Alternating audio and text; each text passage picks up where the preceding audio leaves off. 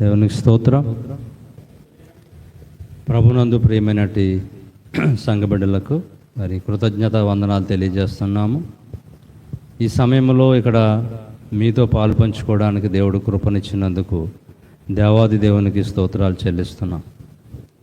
ఈ యొక్క మరి విజయవాడ పట్టణంనకు నా పెద్ద కుమార్తె యూపీఎస్సీ ఎగ్జామ్స్ రాయడానికి తీసుకుని వచ్చాం. ఈ సందర్భంలో రవి గారు, బ్రదర్ రవి లాజరస్ గారు ఏమన్నారంటే, తమ్ముడు ఆరాధన క్రమం ఎందుకు మరి పోగొట్టుకోవడం, అక్కడ దైవజనులు ఉన్నారు, యేసురత్నం అయ్య గారు మాట్లాడి వారిని పరిచయం చేసి ఆ సంఘంలోనికి వెళ్దాం, ఆయన రమ్మన్నారు, ఆహ్వానించారని చెప్పారు. ఇక్కడ రావడానికి మరి ముఖ్యంగా మనుషులు ప్రేమ అయితే కొంచెమే ఉండవచ్చు, కానీ దేవుని ప్రణాళిక లేకపోతే ఒక అడుగు కూడా మనం వేయలేము. విశ్వసించిన వాళ్ళు ఎవరు స్తోత్రం చెల్లించండి. నేను ఇక్కడ రావడము దేవుని యొక్క చిత్తము అని నేను విశ్వసిస్తున్నాను. అయితే దేవుని ప్రేమ అనేది నేను చెప్తున్నాను ఎలా నడిపిస్తుందంటే ఆయన ఆత్మ ఎటువైపు నడిపిస్తుంది, ఆయన ఆత్మీయులను అటువైపునే మనం ప్రయాణం చేయవలసి ఉంటుంది. ఎందుకని చెప్తున్నామంటే ఈ మాటలు, మరి అబ్రహాము గారు దేవుణ్ణి ఎరుగున్నప్పుడు, అసలు దేవుడు అంటే ఎవరో తెలియనప్పుడు అబ్రహాముని దేవుని వైపు నడిపించింది ఎవరు? ఆయన ఆత్మేనా కాదా? ఆయన ఆత్మేనమ్మా. దేవుని ఆత్మ నడిపింపుకు మన హృదయం లోబడితే మనం అట్టి రీతిగా నడిపించబడతాం. మన ఆలోచనలు ప్రక్కన పెడితే, మన ఆలోచన విధానాన్ని ఒక్కసారి ప్రక్కన పెడితే దేవుని చిత్తానుసారమైన మనస్సు మన మీద పనిచేస్తూ ఉంటుంది. దేవుని చిత్తానుసారమైన మనస్సు. అనేకమైన సంఘాల్లో నేను అడుగుపెట్టినప్పుడు, అనేక మంది దైవజనులు పిలిచినప్పుడు ప్రార్థన చేసి వాళ్ళకి నేను రావడమా లేకపోతే లేదని చెప్పడం కూడా జరుగుతూ ఉంటుంది. ఇక్కడికి రావడానికి కూడా దేవుని యొక్క చిత్తానుసారముగా ఈ ప్రాంతంలో అడుగుపెట్టిను. మరి ఈ ప్రాంత ప్రజలకు దేవుని యొక్క ఉద్దేశములను తెలియచేయడానికి దైవజనులు ఉన్నారు. మరి వర్తమానం అందించడానికి కూడా దైవజనులు ఉన్నారు. మరి ముఖ్యంగా వర్షిప్, ఆరాధన కొరకు వర్తమానము, ఏ విధంగా మన ఆరాధన క్రమాన్ని మనము ఏ విధంగా పాటిస్తాము, పరిశుద్ధ బైబిల్ గ్రంథం ఏం చెప్తుంది, మనకి ఆరాధన క్రమం అనగానే ఎవరు గుర్తొస్తారు బైబిల్లో చెప్పండి? ఎవరు గుర్తొస్తారమ్మా వర్షిప్కి? చెప్పండి, చక్కగా చెప్తున్నారు. దావీదు గారు గుర్తొస్తూ ఉంటారు. దావీదు గారిని మనం ఎందుకు జ్ఞాపకం చేసుకోవాలి ఆరాధన చేయడానికి? తెలుసా? దావీదు గారి యొక్క బాల్యం గురించి తెలుసు కదా మనందరికీ. చాలా విశేషమైన అంశాలు ఉంటాయి దావీదు గారి యొక్క బాల్య జీవితాన్ని మనం పరిశీలిస్తే. దావీదు గారు ఒక గొర్రెల కాపరిగా ఉండి కుటుంబానికి, తన యొక్క సహోదరులకు ఏమాత్రమును లెక్కలేనివాడుగా, విమర్శనాత్మకంగా వెలివేయబడిన వాడిగా ఉండేవాడు. ఎన్నిక లేనివాడిగా ఉండేవాడు. ఒక విధంగా చెప్పాలంటే కుటుంబంలో మరి ఒక తల్లి, తండ్రి, అన్నదమ్ములు ఉన్నారంటే ఎంత ప్రేమ, ఆప్యాయత ఉంటుంది. ఆ ప్రేమ, ఆప్యాయత పోగొట్టుకుని ఒక వెలివేయబడి ఎందుకు ఆ కుటుంబస్తుడు కాని విధంగా చూసేవారు. అది వేరొక కోణంలో మీకు వాక్యంలో చెప్పబడితే బాగుంటుంది. ఎందుకంటే ఆ చట్టాలు, అప్పుడున్న యోధా చట్టాలు అవి వేరుగా ఉండని బట్టి వాళ్ళ యొక్క మదర్ అంటే వారి తల్లిని యొక్క వంశము అందులోది కాదు కాబట్టి అని వెలివేయబడ్డాడు అని చెప్తూ ఉంటారు. అయితే దావీదుని ఎందుకు ప్రామాణికంగా ఆరాధనకు కర్తగా తీసుకుంటాము అని అంటే, తన జీవితంలో దావీదు దేవుని గురిగా ఎంచుకున్నాడు తప్ప ఎవరిని ఎంచుకోలేదు. లోకమును చూడలేదు, లోక ఆశలను చూడలేదు, తల్లిని చూడలేదు, తండ్రిని చూడలేదు, తన అన్నలు 7 చూడలేదు. యెషయాకి ఎంతమంది కుమారుళ్ళు? 8 మంది కుమారుళ్ళు. 8 మంది కుమారుల్లో కనిష్ఠుడిగా ఉన్నాడు. విలువలేనివాడిగా ఉన్నాడు. ఈరోజు ఆరాధనకు ప్రాముఖ్యమైన పాత్రగా దావీదును ప్రతి వర్తమానంలో, ప్రతి చర్చిలో ప్రపంచవ్యాప్తంగా అబ్రహాము గారిని, దావీదు గారిని జ్ఞాపకం చేసుకోకుండా ఏ రోజు వర్తమానం కానీ మందిరాల్లో కానీ వారి పేరు ఉచ్చారణ రాకుండా జరగదు. ఎందుకు? దేవుడు ప్రమాణం చేశాడు. ఎందుకంటే దావీదు నా హృదయానుసారుడు. ఎవరు దావీదు? దావీదు నా హృదయానుసారుడని సమూయేలు ప్రవక్తతో మాట్లాడుతూ ఉంటాడు. అందుకని ఆరాధనకు క్రమాన్ని ముందుగా పెట్టుకుంటాం దావీదు గారిని. అతను చిన్న బాల్యం కాలంలో ఆయన ఆ వయసులో గొర్రెల కాపరి కాస్తున్నప్పుడు ఆయన ఆ యొక్క బెత్లెహేము ఆ ప్రాంతంలో కొండ లోయల్లోకి దిగినప్పుడు, ఒంటరిగా ఉండినప్పుడు, ఒక్కడే ఉండినప్పుడు ఆయన ఏం చేసేవాడు అంటే తెలుసా? గొర్రెల్ని కాసుకుంటూ దేవుని స్తుతించేవాడు. తను దేవునికి ఆరాధన చేసేవాడు. మన ఆరాధన 10 మంది ఉంటే 10 మంది స్వరాలు కూడా బయటికి వినపడతాయా? ఒకళ్ళేమో జాయిగా నెమ్మదిగా కీర్తిస్తారు, ఒకళ్ళేమో బిగ్గరగా కీర్తిస్తారు. కానీ మన స్వరము ఈ యొక్క మందిరపు గోడలు దాటి బయటికి వెళ్ళదు. మైకు శబ్దం అయితే వెళుతుంది, కానీ మన స్వరం తీసేస్తే బయటికి వినపడదు. దావీదు గారి యొక్క స్వరము ఆ వ్యాలీలో, ఆ యొక్క పచ్చిక బయళ్లలో, లోయల్లో ఆయన శబ్దము కొండల్ని తాకేవంట. ఆయన శబ్దం ఏం చేసేది? చుట్టుప్రక్కల ఉన్న కొండలకి, వృక్షాలకి, పక్షులకి ఆయన ఆరాధన ఇంపైన సువాసనగా ఉండేదంట. ఆ నిర్మలమైన ప్రాంతంలో ఆయన పాట పాడి దేవునికి ఆరాధన చేస్తూ ఆయనే పరవశిస్తూ దేవుని స్తుతించేవాడు. మరి మనము దేవుని యొక్క మందిరములో ఉండి ఆయన మందిరములో ఆయనతో సహవాసం చేస్తాం, కానీ మన యొక్క హృదయము ఆయన తట్టు పరవశించలేకుండా, ఆయన నామస్మరణ మన హృదయంలో తెచ్చుకోకుండా ఆచార క్రమము పద్ధతి చెప్పిన కొంతమంది ఆచరిస్తూ ఉంటారు ఆరాధన క్రమాన్ని. అటువంటి ఆరాధనకు దేవుడు యోగ్యుడిగా ఉండడు. దావీదు ఒక్కడే, కానీ ఆయన ఆరాధన చేస్తుంటే ఏమి విన్నాయంట? ఆకాశ పక్షులు, వృక్షాలు, కొండలు, లోయలు, నదీ ప్రవాహములు. హల్లెలూయా, హల్లెలూయా. చెప్పే అలవాటు ఉందమ్మా? నేనేమైనా కొత్తగా చెప్తున్నాను ఏమో. కొన్ని సంఘాల్లో హల్లెలూయా చెప్పరు. ఉందండి అయ్యగారు? పర్వాలేదా? దేవుని స్తుతించడము. ఎందుకనంటే పరలోకంలో కూడా దేవదూతలు ఏం చేస్తాయి? దేవుణ్ణి స్తుతి, యెహోవా పరిశుద్ధుడు పరిశుద్ధుడు అని గాన ప్రతిగానములు 2 చేతులతో ఎగురుతూ 2 చేతులు పైకెత్తి స్తుతి ఆరాధన చేస్తూ ఉంటాయి. మరి ముఖ్యంగా నా ప్రియమైనటి దేవుని బిడ్డలారా, దావీదును ఎందుకు ప్రామాణికంగా ఆరాధన క్రమంలో తీసుకుంటాము అని అంటే, ఆయన హృదయానుసారమైన భక్తి చేశాడు. ఎవరు హృదయానుసారం అంటున్నా ఇక్కడ? దేవుని యొక్క హృదయములో, మనస్సులో, ఆలోచనలో, ఆయన యొక్క ఉద్దేశములో ఏమైతే ఉందో యాజ్ ఇట్ ఈజ్గా దాని చిత్తాన్ని నెరవేర్చడానికి యోగ్యమైన పాత్రగా దావీదు హృదయం ఉన్నది. ఈ రోజున మన యొక్క హృదయాలు కనీసము దేవుని సన్నిధికి వచ్చిన తర్వాత అయినా సరే దేవుని ఉద్దేశములను నెరవేర్చే స్థితిలో ఉన్నాయా లేదా? నా ప్రియమైనటి వారులారా, అనేకమైన ప్రదేశాలు, ప్రాంతాలు మేము వెళుతూ ఉంటాం. నేను కూడా అరకు వ్యాలీ, దావీదు తిరిగిన ఏరియాల్లాగా నేను ఏజెన్సీ ప్రాంతాలు తిరుగుతూ ఉంటాను. అరకు, గన్నెల, కోనాపురం, బొర్రా కేవ్స్, అక్కడ ఆదిమ జాతి ప్రజల మధ్యన సువార్తను అందిస్తడానికి వెళుతూ ఉంటాను. అక్కడ కూడా ఇదే సిచ్యువేషన్, కొండలు, లోయలు, గుట్టలు.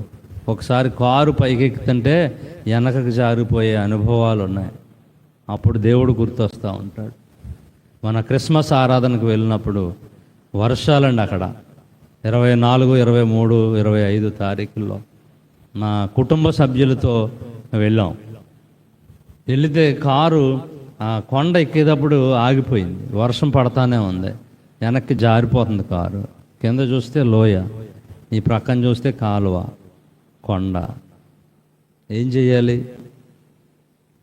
అప్పుడు దేవుడు దావీదు నా హృదయానుసరుడు అని ఎందుకు అన్నాడంటే, ఆయన మరణించినా బ్రతికినా దేవుని యొక్క ఉద్దేశాన్ని నెరవేర్చడానికి అడుగులు వేసేవాడు కాబట్టి నా ఉద్దేశానుసారుడు, నా హృదయానుసరుడు అన్నాడు.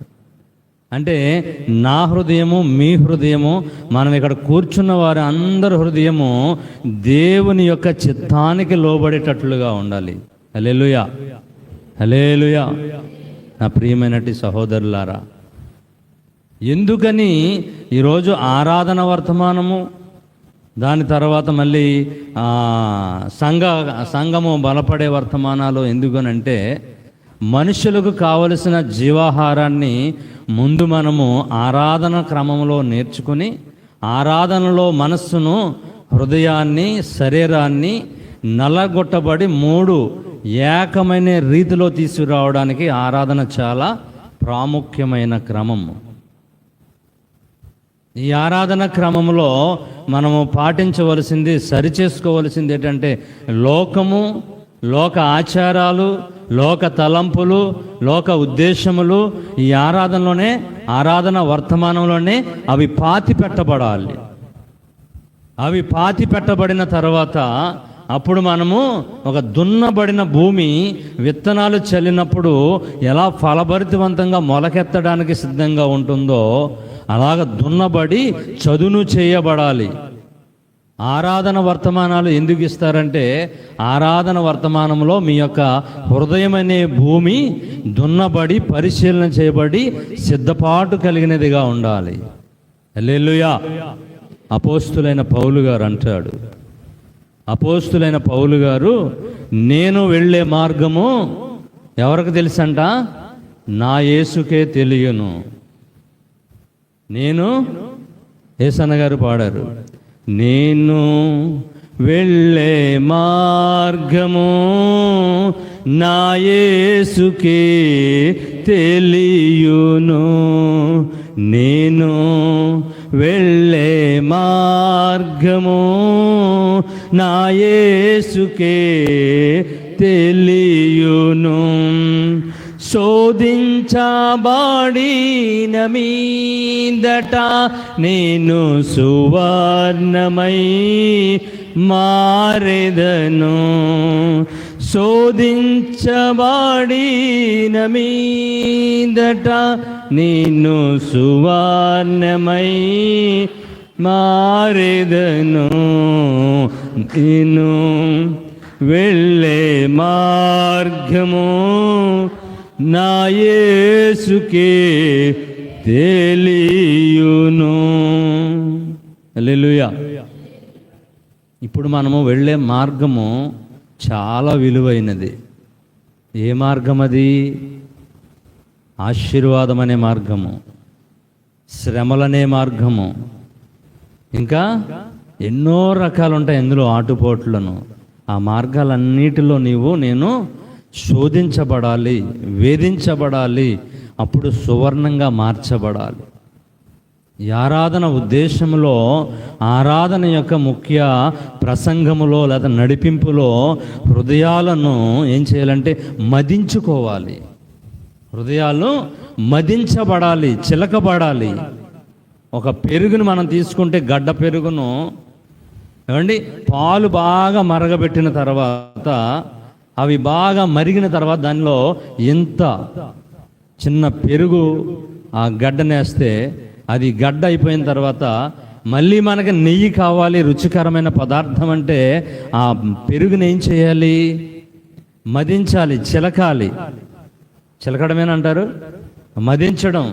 దానిని మదించి మదించి మదించి అప్పుడు శ్రేష్టమైన వెన్నను తీసిన తర్వాత నెయ్యి వచ్చేస్తుందా? మళ్ళీ ఏం చేయాలి? మళ్ళీ 40-50 డిగ్రీల సెంటీగ్రేడ్తో స్టవ్ మీద పెట్టి దానిని మరిగించి మలినాలు తీసివేయబడిన తర్వాత సువాసన కలిగిన నెయ్యి, ప్రశస్తమైన సువాసన రుచిగల పదార్థము తయారవుతుంది. ఈ ఆరాధన క్రమంలో, ఆరాధన వర్తమానంలో మనం చేయవలసింది ఏంటంటే మన హృదయాన్ని మదించాలి. ఈ వారమంతా చేసిన క్రియలను, ఈ వారమంతా చేసిన ప్రార్థనను, ఈ వారమంతా జరిగించిన మన యొక్క ఏదైతే ఆరాధన క్రమాలు, ఎక్కడెక్కడ మనం నడిచిన నడవడిక, చేసిన పనులు, కుటుంబంలో వేదనలు, శోధనలు, ఇరుకులు, ఇబ్బందులు, ఈ వారమంతా జ్ఞాపకం చేసుకుని ప్రతి విషయాన్ని ఆత్మీయ స్థితిలో మదించి వాటిని మలినాల్ని తొలగించి శ్రేష్టమైన దానిని ఆహ్వానించి వాక్యమనే పునాది వేయబడడానికి, నీ యొక్క శుద్ధమైన నేలను శుద్ధమైన ప్రదేశంగా తయారు చేయబడడానికి సిద్ధపాటు కలిగేదే వర్షిప్ ఆరాధన మెసేజ్. దావీదును దేవుడు ఒక ఐకాన్గా నీ ముందు, నా ముందు ఉంచడానికి కారణం ఏంటో తెలుసా? మదించబడ్డాడు, ఆయన శోధించబడ్డాడు, ఆయన వేధించబడ్డాడు, సొంత వారితో, కుటుంబముతో, కొడుకులతో, ఆ యొక్క రాజ్యంలో ఉన్న సైన్యాధిపతులతో ఏడవబడ్డాడు, మదించబడ్డాడు, శ్రేష్టమైన సువర్ణమైన బంగారంగా మార్చబడ్డాడు. ఈ రోజున దావీదు కుమారుడా యేసు అని మనం పిలుస్తున్నాం. కారణం ఏంటో తెలుసా? దావీదు గారి యొక్క ఆరాధన అంత శ్రేష్టమైనదిగా బైబిల్ గ్రంథంలో రాయబడి ఉంది. వాక్య రెఫరెన్స్లు ఇవన్నీ చెప్పడానికి సమయం లేదని మీకు ఉపోద్ఘాతంతోనే నేను ప్రారంభిస్తూ ఉన్నాను. ఎందుకంటే నా వాక్య పరిచర్య సుమారుగా 2 గంటలు ఉంటుంది. 1:40 నుంచి 2 గంటలు సువార్త వాక్యం అందించడానికి దేవుడు నడిపిస్తూ ఉంటాడు. నా ప్రియమైనటి వారులారా, దైవజనులు చెప్పారు కదా, దేని నిమిత్తం ఇప్పుడు మనం చెప్పేది వర్షిప్ మెసేజ్. ఎందుకంటే హెబ్రోను సహవాసంలో వర్షిప్ మెసేజ్, తర్వాత మెయిన్ మెసేజ్, తర్వాత బల్లారాధన ఉంటుందండి ప్రతి వారం.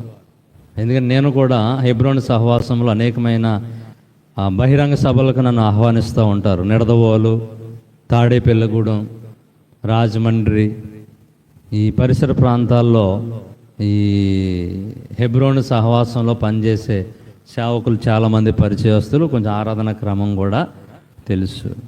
నా ప్రియమైన సహోదరులారా, ప్రాణ, ఆత్మ, శరీరము ఈ 3 ఆరాధన క్రమానికి ఒక్కటిగా ఉండాలి. మనం ఇంటి దగ్గర ఉండనప్పుడు మన ఆలోచన ఒక దిక్కున ఉంటుంది, మన మనసు ఒక దగ్గర ఉంటుంది, పనులు ఒక దిక్కున చేస్తూ ఉంటాం.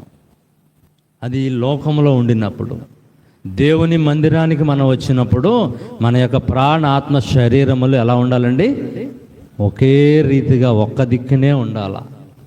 ఒక్క చోటనే నువ్వు లగ్నం చేసి నీ హృదయాన్ని వారమంతా చేసిన విధానాన్ని జ్ఞాపకం చేసుకుని కన్నీళ్లతో ఆయన పాదాలని కడిగి, కన్నీళ్లతో ఆయన పాదాలను కడిగి, పాపాత్మురాలైన స్త్రీ ఒక రోజున ఆయన ఒక శిష్యుడింటి దగ్గర ఉండి ఏంటంటారు లాస్ట్ సఫర్ అంటే భోజనానికి పిలువబడి ఆహ్వానించబడినప్పుడు ఆ సేవకుని ఇంటిలో ప్రవేశించినప్పుడు యేసుక్రీస్తు ప్రభువారు ఆ గ్రామంలో ఆ యొక్క శిష్యుని ఇంటి దగ్గర ఉన్నారు అని తెలుసుకుని ఒక పాపాత్మురాలైన స్త్రీ వచ్చి ఎవ్వరికి తెలియకుండా అందరూ బల్ల మీద కూర్చొని చక్కగా పరిచయం చేసుకుంటుంటే ఆమె పాదాల దగ్గర కూర్చొని ఆమె తెచ్చిన అత్తరుతో ఆయన పాదాలు కడిగి ఆయన తల వెంట్రుకలతో ఆయన పాదాలను తుడుస్తూ ఉంది.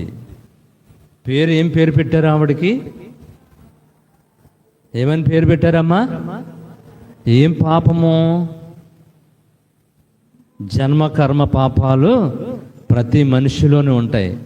ఆ పాపాలు క్షమించబడతాయని ఆమె విశ్వసించింది కాబట్టి యేసు ప్రభు యొక్క పాదాలు కడిగింది. నీ పాపాలు నా పాపాలు యేసు ప్రభు కల్వరి శిలువలో భరించాడని ఈ రోజున మన జన్మ కర్మ పాపాలన్నీ కూడా ఆయన భరించి మనల్ని పవిత్రులుగా పరిశుద్ధులుగా ఆయన తీర్చిదిద్ది ఆయన పరిశుద్ధ ఆలయములోనికి ప్రవేశం కల్పించాడు చూసారా. మనము ఆయన పాదాలు కడగడానికి మనము సిద్ధపడి రావాలి.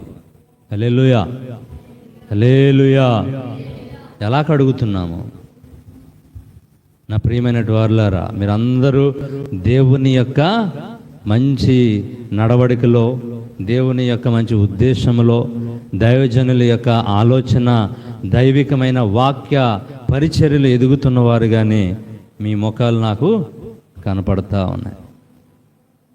ఏది ఏమైనప్పటికీ కూడా ఆరాధనలో మనం సరిచేసుకోవాల్సిన ఇంకా మూలన ఏదో ఒక మూలన మారుమూలలో ఉంటాయి. త్రవ్వాలి, వాటిని త్రవ్వి తీయాలి. త్రవ్వి తీసి వాటిని ఒప్పుకుని విడుదల చేసుకుని, ఇదిగో దున్నబడిన నేల, చదును చేయబడిన నేల ఫలభరితంగా తొలకరి వర్షము పడి విత్తనాలు చల్లబడి ఏ విధంగా నూరంతులుగా ఫలిస్తుందో ఆ విధమైన సిద్ధపాటును కలిగి నీవు మార్చబడాలి. ఆరాధన క్రమానికి ముందు, వాక్య పరిచర్య చేయడానికి ముందు. అప్పుడు దైవజనులు వాక్యం అందించినప్పుడు అది 60 100 ఫలించి నువ్వెన్నడూ కూడా ఈ లోకమనే పాపములో పడిపోకుండా స్థిరపరచబడి బలపరచబడి, మనందరం భక్తి ఎందుకు చేస్తున్నాం చెప్పండి? భక్తి ఎందుకు చేస్తున్నాం? మనందరం దేవుని దగ్గరికి ఎందుకు వచ్చాం చెప్పండమ్మా బిడ్డలారా. మనందరం దేవుని సన్నిధిలోకి వచ్చి భక్తి ఎందుకు చెయ్యాలి, ఎందుకు చేస్తున్నాము? అయ్యా అది చప్పలు కొట్టండి.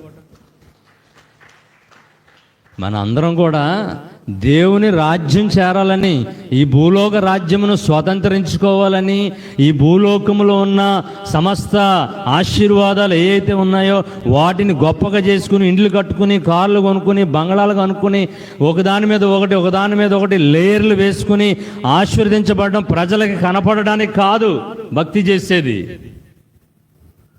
దేనికోసమంటే నిత్య రాజ్యానికి వారసులు అవ్వడానికి. నువ్వు వారసులు అవ్వాలంటే నువ్వు మదించబడాలి. నువ్వు మదించబడాలంటే శుద్ధ సువర్ణంగా మార్చబడాలి. నువ్వు శుద్ధ సువర్ణంగా ఎప్పుడు మార్చబడతావంటే, ఇదిగో దావీదు చేసిన ఆరాధన క్రమాన్ని నువ్వు చేసి, దైవజనులు చెప్తున్న వర్తమానాన్ని నువ్వు విలువగా ఆచరించి, నీ యొక్క హృదయాన్ని ఫలభరితవంతంగా దేవుని యొక్క రెండవ రాకడ రాజ్యము కొరకు సంసిద్ధత కలిగిన మంచి మనస్సాక్షిని కలిగి ఉండాలి. దేవుని స్తోత్రం. మంచి మనస్సాక్షి. ఏమున్నా ఏమి లేకపోయినా, పశుశాలలో పశువులు ఉన్నా, ఇదిగో అంజూరపు చాకడ కొరకు ఆయత్తపరచబడిన హృదయం కలిగి ఉండాలి. దానికోసం భక్తి చెయ్యాలి. ఈరోజు భక్తి ఎలా ఉందో తెలుసా? మనుషుల్ని నమ్మించే భక్తి ఉంది.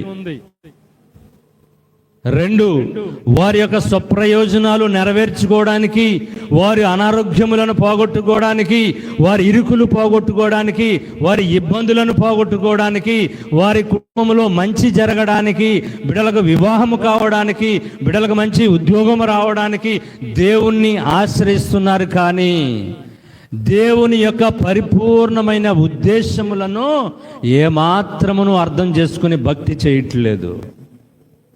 అపోస్తులైన పౌలు గారు కొరింథీ సంఘానికి రాస్తా ఉంటాడు. ఏమని రాస్తా ఉంటారంటే, గొప్ప భక్తి గొప్ప లాభసాటి అంటాడు.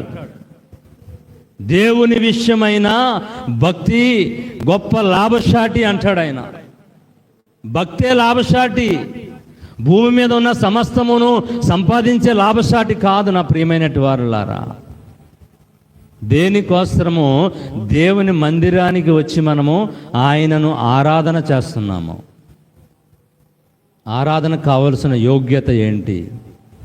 ఆరాధనకు మీరు సిద్ధపడి ఆరాధన తర్వాత వాక్యానికి కావలసిన అర్హతలు ఏంటి? దావీదు గారిని మనం గురుగా ఎంచుకోవాలి. దావీదు నా హృదయానుసారుడు. హృదయానుసరుడు అవడానికి ఎందుకని ఆయన హృదయానుసరుడు అయ్యాడు? ఏమండి, తను ఉన్న స్థానములో, తను ఉన్న ఒంటరి జీవితంలో, తనున్న అరణ్య ప్రదేశంలో, తనున్న ఎక్కడున్నా సరే దేవుణ్ణి స్తుతించడం మానలేదు, దేవుని జ్ఞాపకం చేసుకోవడం మానలేదు. ఏదో ఒక కర్ర తీసుకుని, ఆ కర్రను తీసుకుని తన ఉన్న ఆ గొర్రెల కాపరి కర్ర మీద వాద్యం వాయించుకుంటూ ఆయన మనసారా హృదయానుసారముగా ప్రార్థన చేసుకుని ఆరాధన చేసేవాడు. ఎలాంటి మనస్సుతో మనం దేవుని సన్నిధికి వచ్చాం? ఈ యొక్క ఉదయకాల సమయంలో ఈ ప్రశస్తమైన దేవుని యొక్క వాక్యం వినడానికి, సంసిద్ధత కలగడానికి నీ హృదయము వాత వేయబడినదిగా ఉన్నదా? ఇంకా లోకంలో దేనినైనా వెంటాడి వేసారి, ఇంకా అది అక్కడ మర్చిపోయాను, ఇక్కడ ఇది పెట్టాను, ఇక్కడ వంట స్టవ్ కట్టలేదు, ఇక్కడ పొయ్యి మీద పాలు పెట్టాను, ఇక్కడ నా భర్తకి తాళాలు ఇవ్వలేదు, లేకపోతే తాళం వేయకుండా వచ్చాను అనే మనస్సాక్షి మిమ్మల్ని ఏదైనా ఉందా? విడిచిపెట్టాలి. సమస్తమును దేవుడే జరిగించును. ఏం జరిగిస్తాడని చెప్పాలి? ఈ సమస్తము నీలో ఇప్పుడు వచ్చిన ఆలోచన ఏదైతే దేవునికి వ్యతిరేకమైన ఏదైనా ఆలోచన నీలో ప్రతిబింబింపజేస్తే సాతానుడు ఏదోటి కలుగజేస్తూ ఉంటాడు. ఎవరికి, నాకు కూడా ఈవెందో నాకు కూడా నేనేదో మర్చిపోయినని గుర్తు చేస్తూ ఉంటాడు. ఏం కాదు, దేవుని యొక్క ఉద్దేశములు నెరవేర్చడానికి నేను వచ్చాను. అవన్నీ లోకంలో ఆయనే చూసుకుంటాడు నా పక్షాన. నాకేమీ కొదువలేదని, సాతానా నీవు నా దగ్గర నుంచి, నా ఆలోచనల నుంచి, నా హృదయంలో నుంచి, నా మదిలో నుంచి, నా తలంపులో నుంచి నిష్క్రమించి యేసు నామములని మీరు ఇక్కడ రాగానే మీ హృదయంతో గద్దించి చెప్పాలా? చెప్పారా? యేసు రక్తం జై చెప్తే ఆయన అప్పుడు మనల్ని ఏం చేస్తాడో చేసుకుంటాడు. నా ప్రియమైన దేవుని బిడ్డలారా, గద్దించబడాలి హృదయం. మీ హృదయం మీరే గద్దించబడాలి. ఎందుకు నన్ను తొందర పెడుతున్నావు? ఎందుకు నన్ను నీవు అనాలోచనకు గురి చేస్తున్నావు? నేను దేవుని సన్నిధిలో ఉన్నాను. నా దేవుడు సమస్తమును చేయగల సమర్థుడు ఆయన. నేను ఆరాధనలో ఉన్నాను. నాకు ఆరాధన ప్రాముఖ్యమైనది. ఆరాధన అయిన తర్వాత జీవాహారము అందించడానికి దైవజనులు ఉన్నారు. నాకు కావలసిన సమస్త జీవాహారాన్ని అందించే సేవకులుండగా నాకు ఈ భూలోకంలో ఉన్న ఏది అక్కర్లేదని నీవు ఎప్పుడైతే నీ హృదయాన్ని, నీ మనస్సును, నీ యొక్క శరీరాన్ని గద్దిస్తావో అంతే నువ్వు వెంటనే దేవునికి సరెండర్ అయిపోతావు. నీ హృదయం దేవునికి సమస్తం. ఇక్కడ ఏమి చెప్పినా నీ హృదయము ఉల్లాసముతో గంతులు వేసి ఆనందించి నువ్వు ఇక్కడ ఉండగానే నీ సమస్తమును కోరికలు యావత్తు సఫలమైపోతాయి యేసునామములో. నువ్వు మోకరించి కన్నీరు గార్చి హృదయం చించుకుని నువ్వేమీ అంగలార్చవసరలా.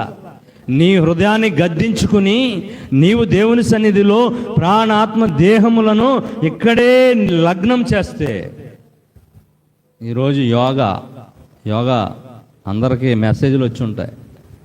యోగా దినాలని సెంట్రల్ గవర్నమెంట్ మన సెల్ ఫోన్ కూడా ఓటీపీ ద్వారా మీరు రిజిస్ట్రేషన్ అయితే మీ ఇంట్లో ఉండి యోగా ఎలా చేయాలో, యోగా అంటే అర్థం ఏంటో తెలుసా ఇక్కడ చదువుకున్న పిల్లలు ఉన్నారు కదా. దావీదు చేసిన ఏకేశ్వర ఆరాధనే యోగా తెలుసా? ఏమీ అవసరంలా. కళ్ళు మూసుకుని మన ముక్కుతో గాలి పీల్చి శ్వాస నిశ్వాసలను విడిచిపెట్టినప్పుడు ఏమండి ప్రశాంతమైన వాతావరణం కలిగి ఉంటుందంటారు. చూసావా? ఆ ప్రశాంతమైన వాతావరణం దేవుని మందిరములో నువ్వు యోగా చేయడమే. అదే ప్రశాంతమైన యోగా.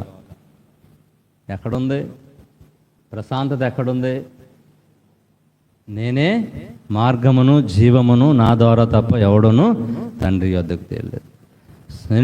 ఇంకేంటి, మనము పాప భారములు అన్నీ మోసుకుని వెళ్ళిపోతున్న జనులారా నా దగ్గర రండి, నేను మీకు ఎక్కడ లేదు విశ్రాంతి. మందిరంలోనికి వచ్చి నువ్వు చక్కగా మోకరించి 2 చేతులు పైకెత్తి దేవుణ్ణి మనసారా ఆరాధన చేస్తావు. చూసావా? అదే బలమైన దేవుని యోగా. ఇంకేం చేయవసరంలా. నువ్వు మోకరించినప్పుడు సైన్స్ ప్రకారంగా నీ మోకాళ్ళలో ఉన్న నరాలు గుండెకి టచ్ అయి ఉంటాయి. నీ మోకాళ్ళలో ఉన్న నరాలు నీ హృదయ ఎదలోతుల్లోని శిలలుగా కనెక్ట్ అయి ఉంటాయి. నీ రక్త ప్రసరణ నీ మోకరించినప్పుడు సమతుల్యమైన భాగంలో నిన్ను అందించడానికి చేస్తూ ఉంటాయి. నీ 2 చేతులు పైకెత్తినప్పుడు ఆరోగ్యం ఎక్కడో లేదు.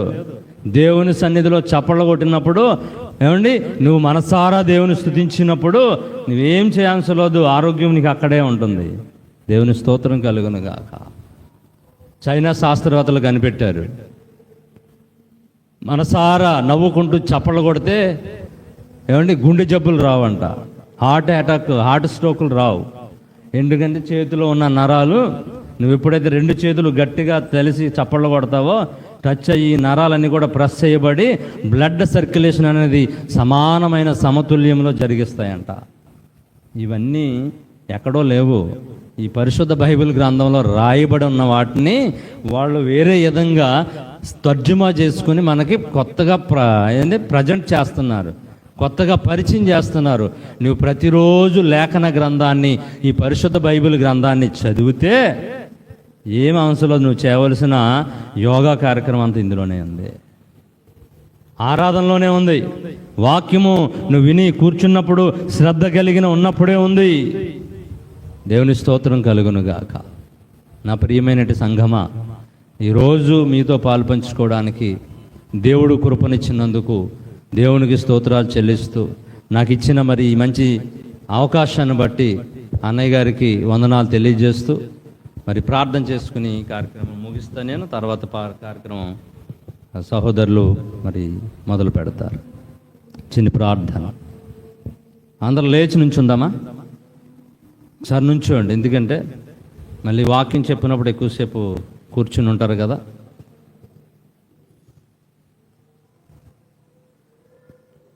ప్రార్థన చేసుకుందాం. అందరూ కళ్ళు మూసుకొని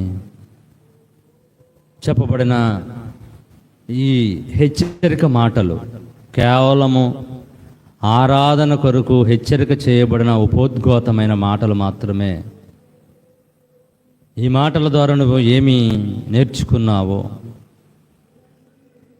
ఇక్కడ బోధించబడిన ఈ మాటల ద్వారా నువ్వేమి నేర్చుకున్నావో, దావీదు గారు ఎందుకు దేవుని యొక్క హృదయానుసరుడిగా మార్చబడ్డాడు, నీవు నేను దేవునికి ఎందుకు హృదయానుసరుడిగా మార్చబడలేకపోతున్నాము?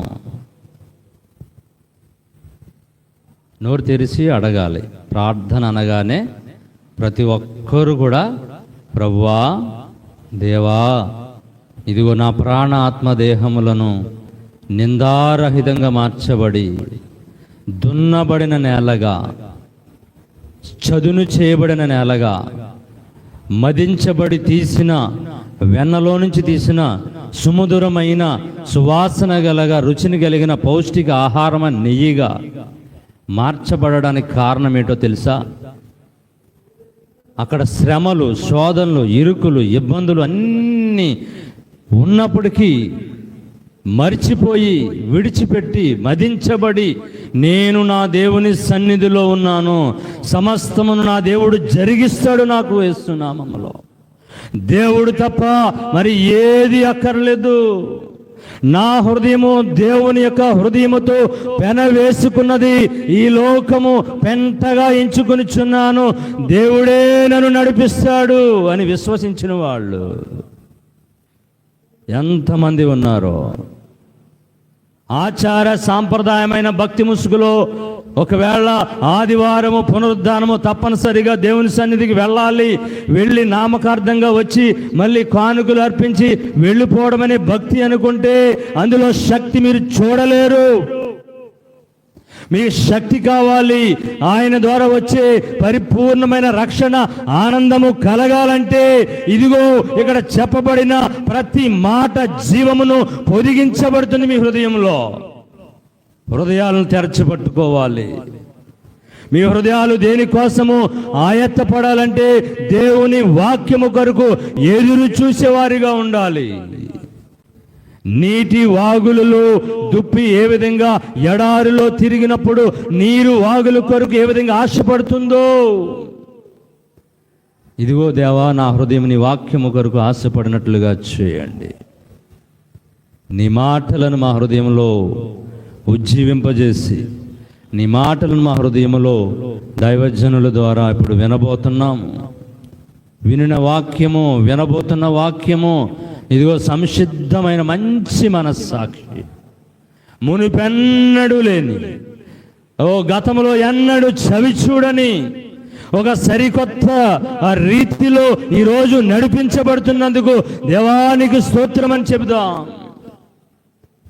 ప్రేమగల తండ్రి పరిశుద్ధుడా, నీ పరిశుద్ధ నామానికి వందనాలు. ఈ మంచి సమయంలో నాయనా నీ వాక్యమును నా ప్రభువా, ఇదిగో వర్షిప్ ఆరాధనలో ఎలా ఉండాలి, ఆరాధనను ఏ విధంగా చేయాలి, ఆరాధన క్రమంలో వారి హృదయాలు ఎలాగ వాత వేయబడాలి గమనించి తెలుసుకునే విషయాలను బోధించాము. నీరు కట్టి ఫలించండి. దైవజనులు నాయన వాక్యం అందించడానికి ఇదిగో ఇక్కడ కూడి చేరి వచ్చిన ప్రతి ఒక్క విశ్వాస హృదయములను నీ వైపు త్రిప్పండి తండ్రి. యొక్క కుమారుని పరిశుద్ధాత్మ త్రియేక నామములో వారు ఏక స్వభావమును కలిగి ఏకాత్మతో నింపబడి దేవుని యొక్క వాక్యము దైవజనుల నోటన వెలువడిన తోడని వారు హృదయములు ఇదిగో ఉజ్జీవింపబడి రగిలింపబడాలి. యేసు నామములో ప్రభువా కార్యాలు చేయమని, ప్రార్థన ఆలకించమని యేసు నామములో అడుగుచున్నాము తండ్రి. ఆమేన్. అయ్యా వందనాలు.